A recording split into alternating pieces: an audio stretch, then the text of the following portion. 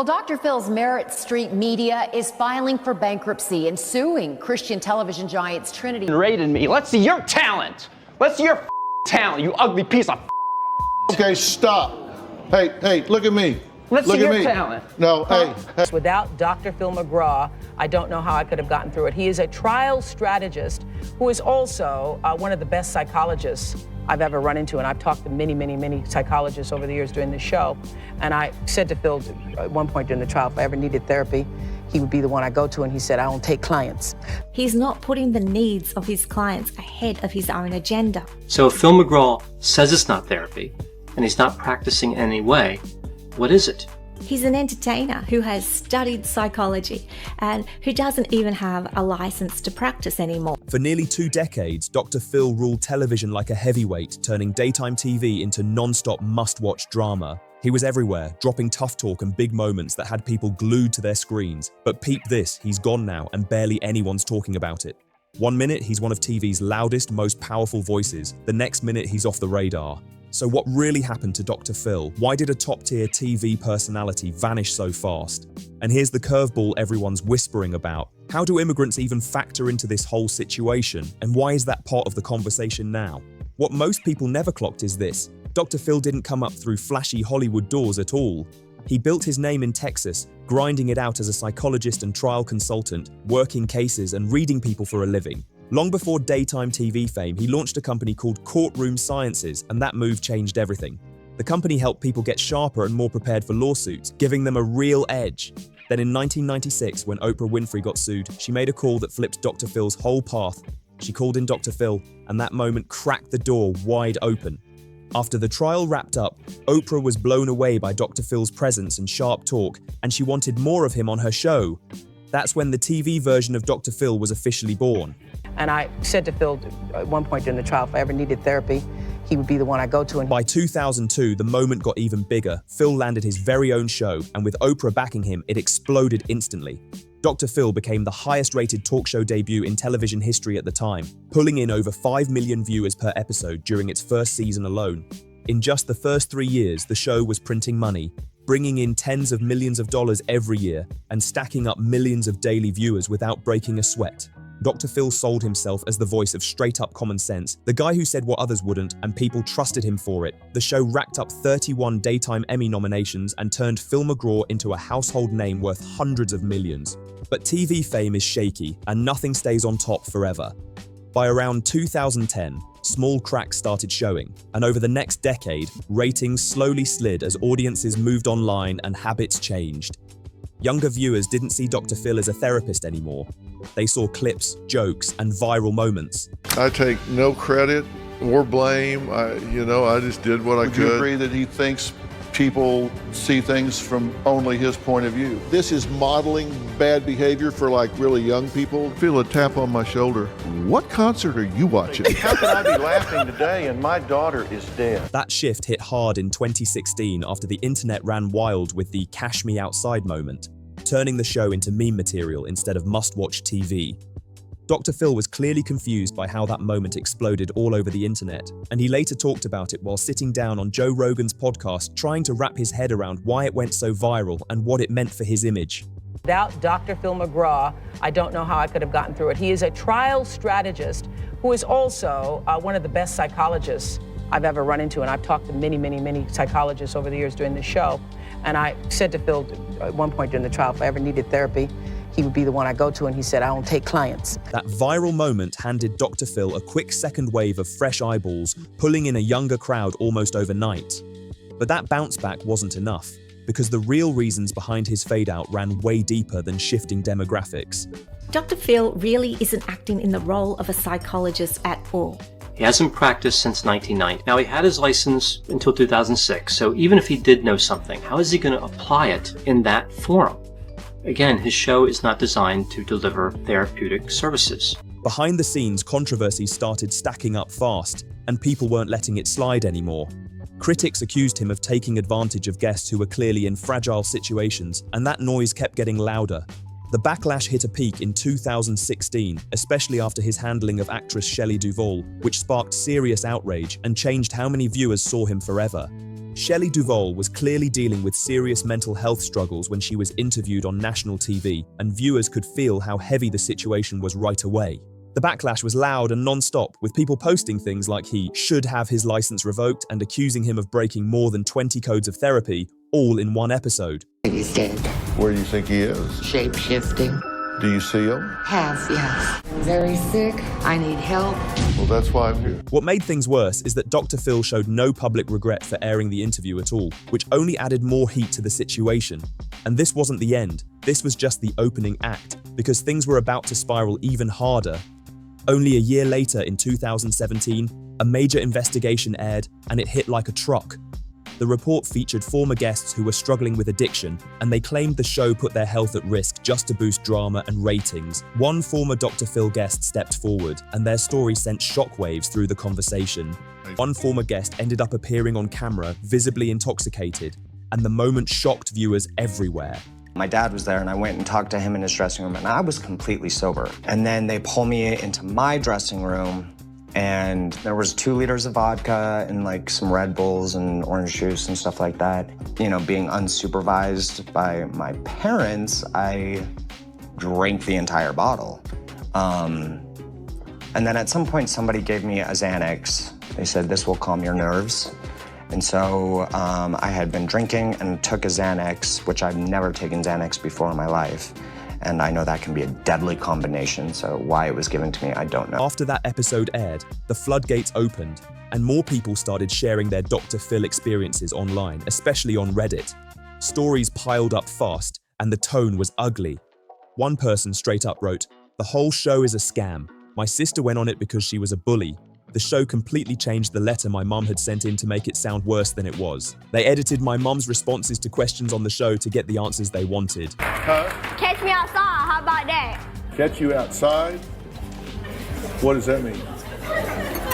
What I just said. Dr. Phil. That comment blew up and pushed the narrative even further. These accounts painted a picture of a production that did whatever it took to crank up entertainment value, editing people into villains, pushing uncomfortable situations, and framing guests in the worst light possible.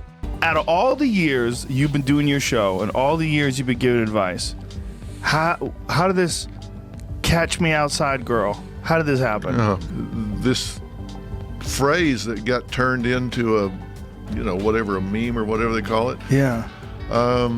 It just went crazy, and she was nominated for a Grammy or something. I'm serious. So I take no credit or blame. I just did what I could and haven't seen her since. I wish everybody well. Maybe it'll grow her up. She'll turn something positive out, but I hope so. Dr. Phil's team quickly denied all of these claims, but the noise didn't die down, not even close. Then former staff members stepped forward, and things got even messier.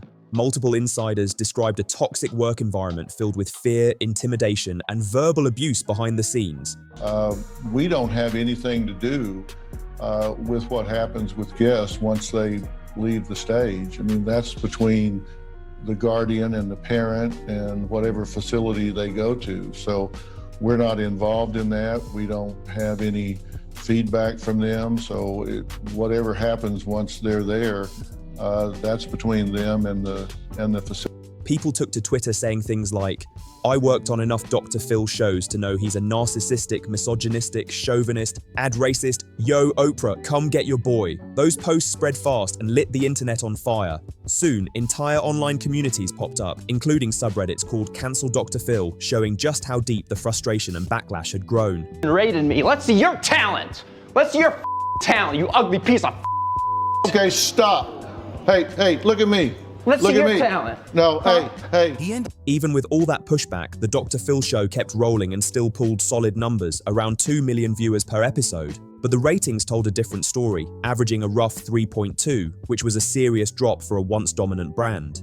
Still, the Dr. Phil name hadn't fully collapsed yet, until another major mistake hit. In April 2020, during the height of the pandemic, Dr. Phil appeared on Fox News and downplayed COVID-19, and that move sparked a whole new wave of outrage that pushed his reputation even closer to the edge. But this was just the first step into a whole new lane for Dr. Phil, because his move into politics was only getting started. From? Where I was born or where I'm from? Where you born? Thailand. You been deported before from the United States? No. Never been deported? I've been in the system before. Yeah. Yeah. What have you been charged with?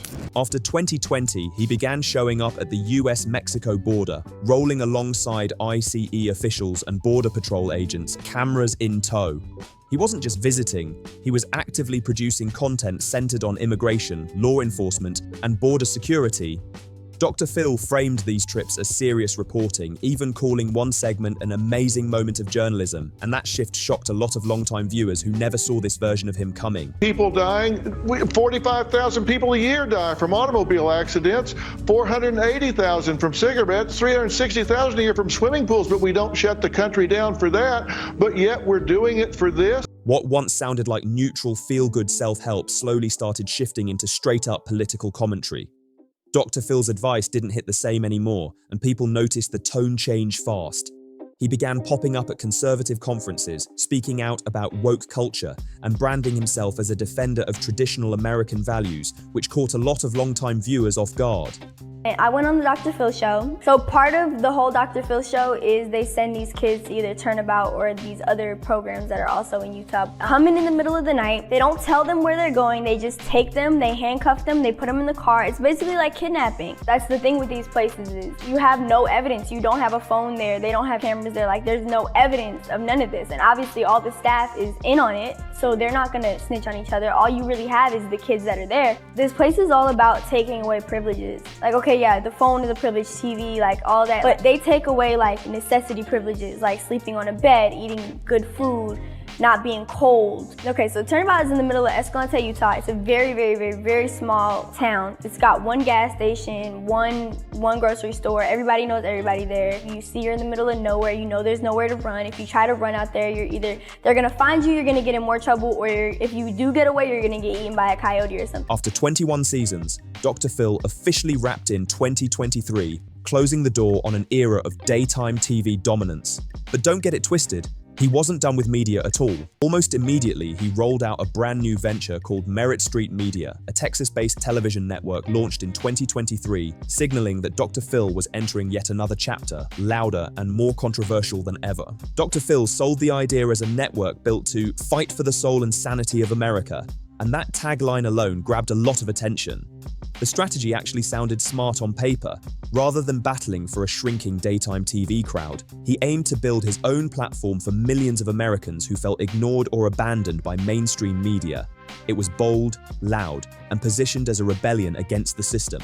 But reality hit fast, because despite the hype and heavy messaging, the network collapsed almost immediately, catching even supporters off guard and raising serious questions about what went wrong behind the scenes.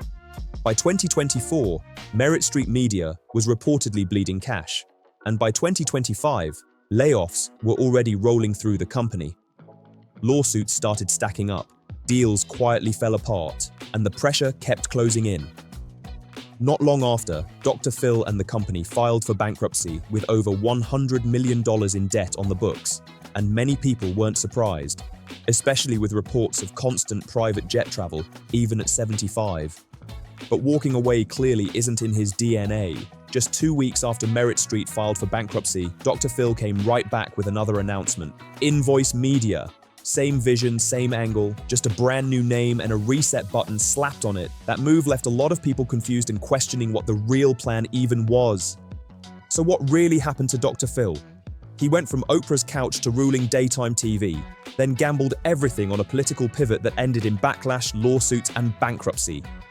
Was his downfall inevitable, or could this gamble have actually worked if things played out differently? Yeah. Drop your thoughts in the comments, hit like if this breakdown surprised you, share it with someone who remembers peak Dr. Phil, and subscribe for more deep dives just like this.